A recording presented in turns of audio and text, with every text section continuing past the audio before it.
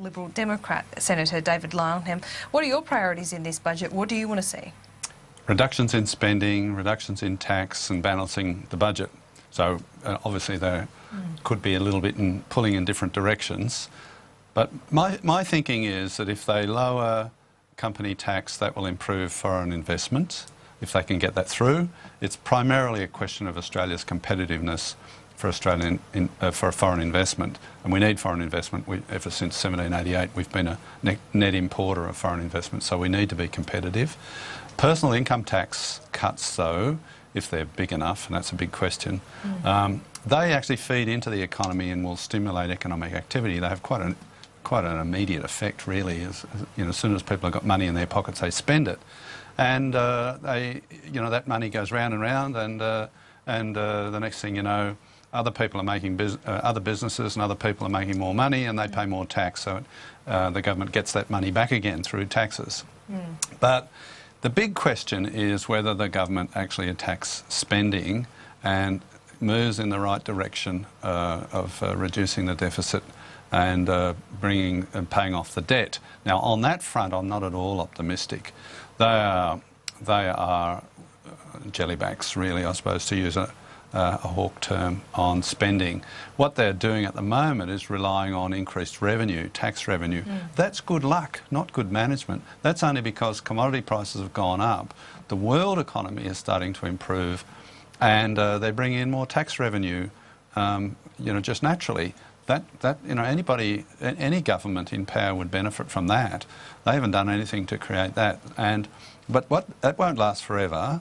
And in any case, we still have a deficit. I guarantee the deficit will be at least 20 billion, which means it's going to add on to the existing debt. So we're probably going to be over $500 billion in debt, and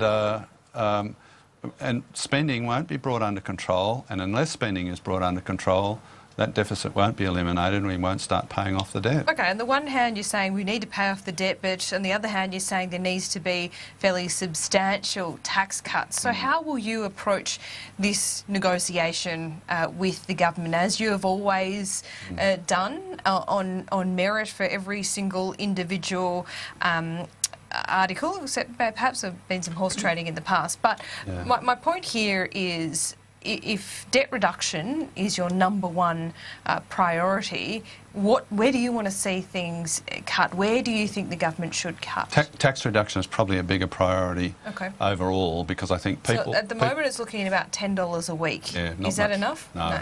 So bracket creep, since the last tax cut was, well, as I recall, prior to the Labor government, during the Howard Costello government period. So it's been a long time. Tax rates have not been adjusted during that period.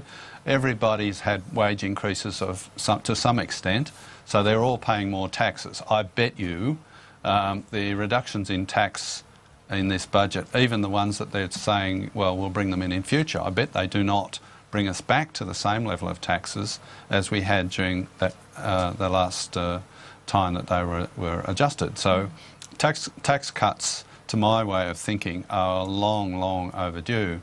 But in terms of spending, there's just so much spending that's unnecessary. It's done for political reasons. Some in government might blame your Senate colleagues. Yeah, and justifiably. Some of my Senate colleagues think money grows on trees. Don't need to balance the budget. Just tax the rich, because they seem to think it's an unlimited supply of money. Costello brought that up today. He said, mentioned the forgotten people, those on higher income earners earning above $180,000 a year. Do they deserve a tax cut? Absolutely. They're the ones now. Even ABC Fact Check, the least likely place said 50% of tax revenue is paid by 10% of taxpayers. They are absolutely doing the heavy lifting. And as you get down the lower end of the income scale, the only people who are net contributors to taxes are the ones without kids. Everybody with kids in the lower and middle income area, they're paying taxes for sure, but then they're getting it back in family tax benefits and other things along those lines.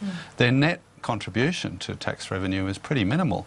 It's the high income earners and those lower down with no kids. And just quickly, how will you be approaching these negotiations? Do you still negotiate with Michaeli Cash and Matthias Coleman, and what principles will you bring to that negotiation? Yes, well, for government initiatives requiring legislation, which is often the case rising from a budget, I have to negotiate on a case-by-case basis. So if they're bringing in lower taxes, they hardly even have to talk to me. They just tell me how much by, and I'll tell them it's not enough, and that's about the end of it. If they're talking about additional spending, then they've got a hard job to convince me. If they're talking about reduced spending, then I'm interested, and most of the time, very rarely would I disagree. That's on budget things, and then we get off onto, other aspects that that they think they're doing a good thing for society, and it just happens to cost a whole lot more money, and then we have a very big argument. Okay, well, pretty simple terms there from you, David Leyonhjelm. Fairly straightforward. We'll speak to you soon. Thanks so much for your time today.